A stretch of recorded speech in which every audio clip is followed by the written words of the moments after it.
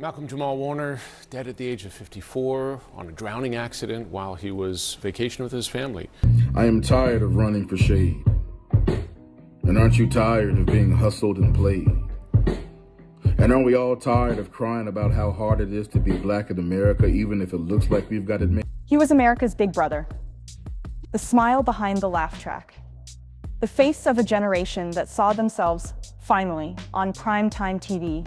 Malcolm-Jamal Warner wasn't just Theo Huxtable. He was a symbol of black excellence, quiet strength, and thoughtful rebellion. And now at just 54 years old, he's gone.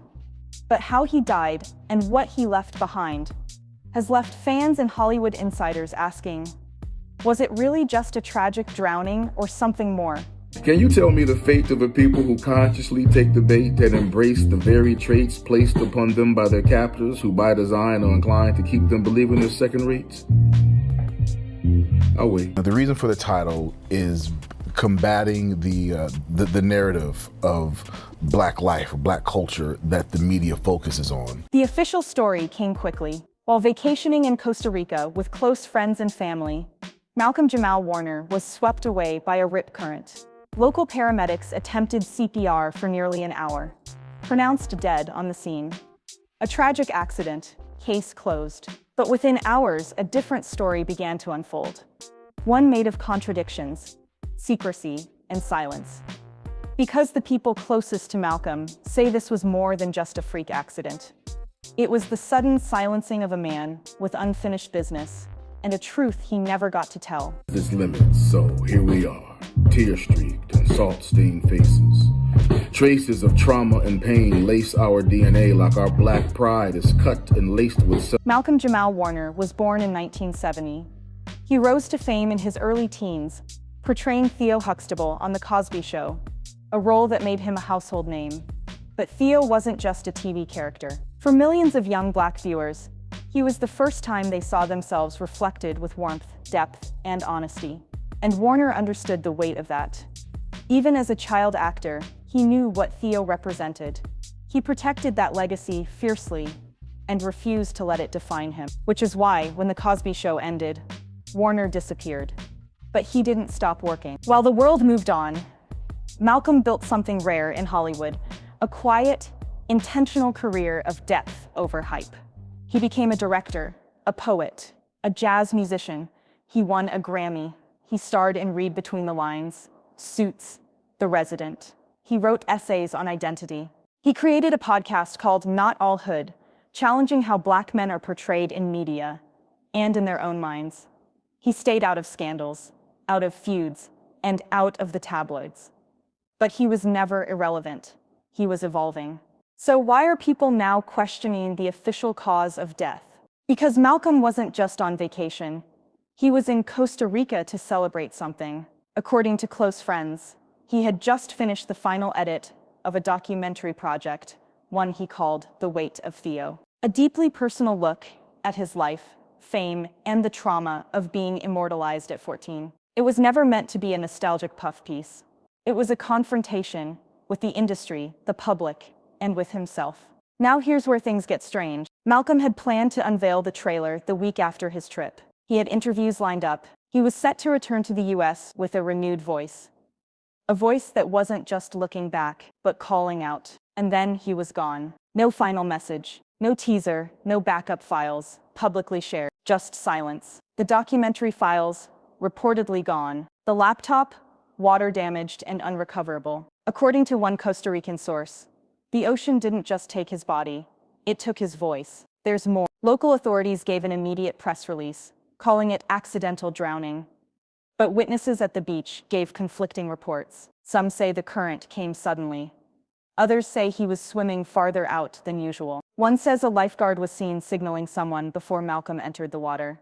And one friend, who tried to save him, is now in critical condition, under sedation, and unable to speak. No footage. No forensic updates.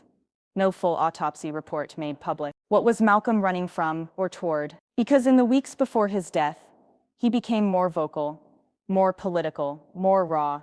He made a cryptic post, now deleted, that read, "What if the boy you watched grow up was trying to tell you something, and you never listened?" He just completed a recording titled Legacy Ain't a Rerun, a spoken word piece exploring fame, race, and the price of being silent too long. It was set to premiere this fall. Now, unreleased, Hollywood is reacting like they know more than they're saying. Beyoncé changed her website homepage to his photo. Tracy Ellis Ross posted a black square, no caption. Morris Chestnut broke down in an interview, saying, "He saved more of us than he knew. We all wanted to be Theo, but he carried the weight of Theo alone." And then there's Raven Simonet, who posted a cryptic quote from James Baldwin. "To be a Negro in this country, and to be relatively conscious, is to be in a rage almost all the time." No mention of Malcolm by name, but the message was loud. Why the silence? Some suggest Malcolm had been pushing back against how networks were treating former Black stars, erasing them, shelving their work, quietly rewriting their impact. He wanted ownership of his legacy. He was in talks to reclaim certain broadcast rights, according to legal filing. There were rumors of a tell-all, not about the Cosby Show, but about what it meant to be America's black son. Without protection, let's talk about grief. Because this isn't just about conspiracy. This is about loss, real, aching, soul-deep loss. We lost Theo. We lost that smile, that awkward charm, that wide-eyed honesty. We lost the man who carried that boy with him for 40 years, through pain, poetry, parenthood, and performance. Fans are lighting candles. Old clips are going viral. There's a TikTok trend. Theo taught me, people sharing life lessons they learned from a sitcom that aired before they were born. And yet, Malcolm would have hated the hero worship. He wanted truth. He wanted growth. He wanted people to see the whole man, not just the teenager, in vintage sweaters. That's what the weight of Theo was meant to be. A reckoning, a release, a reminder that black men deserve to outlive their legacies. But now, that message hangs in limbo. Will the files ever be recovered?